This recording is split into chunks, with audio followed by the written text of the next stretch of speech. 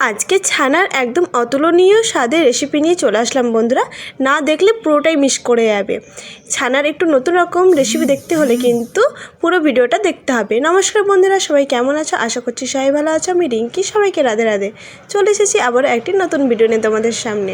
সবাই পুরো ভিডিওটা দেখতে থাকো, নইলে কিন্তু মিস করবে। আগেই বললাম, ছানার এই রেসিপিটা কিন্তু যে কেউ বানাতে পারে। যে রান্না পারে না, সেও কিন্তু ঝটপট এই রেসিপিটা বানিয়ে ফেলতে পারবে। যে কেউ, যে ছেলে বলো মেয়ে বলো, রান্না একদমই জানে না, সেও কিন্তু চটপট বানিয়ে ফেলবে। তো দেখে নাও কীভাবে বানালাম আজকে এই রেসিপিটা। প্রথমে দুধটা বসিয়ে দিয়েছি গরম করার জন্য। আর এখানে নিয়েছি একটা পাতিলেবুর রস। একটা বড় সাইজে পাতিলেবু নিয়েছিলাম, তার রসটা নিয়ে নিয়েছি চিপে। চলো, দুধটা খুব সুন্দরভাবে কিন্তু ফুটিয়ে নিয়েছি। এবার দিয়ে দিচ্ছি পাতিলেবুর রসটা। এবার কিছুক্ষণ দুধটা ফুটিয়ে নেব। কিছুক্ষণ ফুটিয়ে নিলেই কিন্তু খুব সুন্দরভাবে ছানাটা বার হয়ে যাবে। দেখতে পাচ্ছ ছানা বার হয়ে আসছে। একটু নাড়া দিয়ে দেবো, দেখো কত সুন্দর ছানা বার হয়ে আসবে। এইভাবে বাড়িতে খুব সহজেই কিন্তু ছানা বার করা যায়। তো আমি তো এইভাবেই ছানা বার করি। তো এবার ঠান্ডা করতে রেখে দেবো এটাকে। ঠান্ডা হয়ে যাওয়ার পর কিন্তু ছেঁকে নিতে হবে। চলো, ততক্ষণ কী কী লাগছে সেগুলো দেখিয়ে দিই তোমাদেরকে।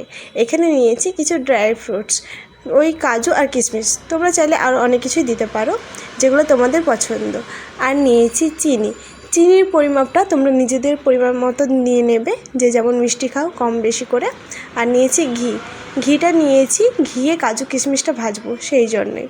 আর দেখো, এই যে ছানাটাকে খুব সুন্দরভাবে চিপে একটা থালার মধ্যে নিয়ে নিয়েছি। চলো, এবার কড়াটা বসিয়ে দেওয়া যাক। কড়া বসিয়ে দিয়েছি, খুব সুন্দরভাবে কড়াটাকে গরম করে ওর মধ্যে দিয়ে দিচ্ছি ঘি। গ্যাসের ফ্লেমটা লো রেখে কিন্তু ঘিটা দিয়ে দিয়েছিলাম।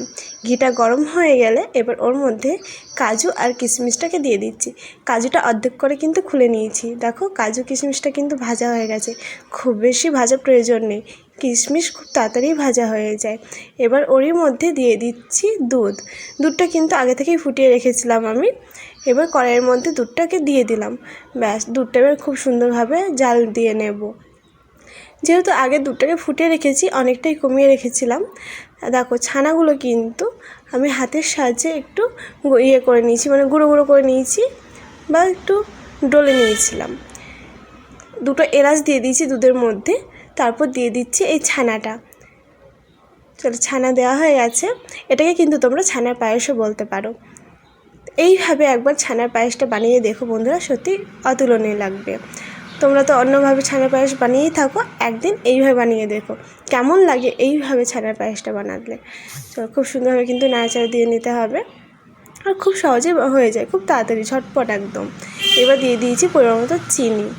তোমরা চাইলে এটা গুড় দিয়েও বানিয়ে নিতে পারো, যে পাটালি গুড় পাওয়া যায়, পাটালি গুড় বা ঝোলা গুড়, সেই গুড় দিয়ে বানালেও কিন্তু দারুণ লাগবে খেতে।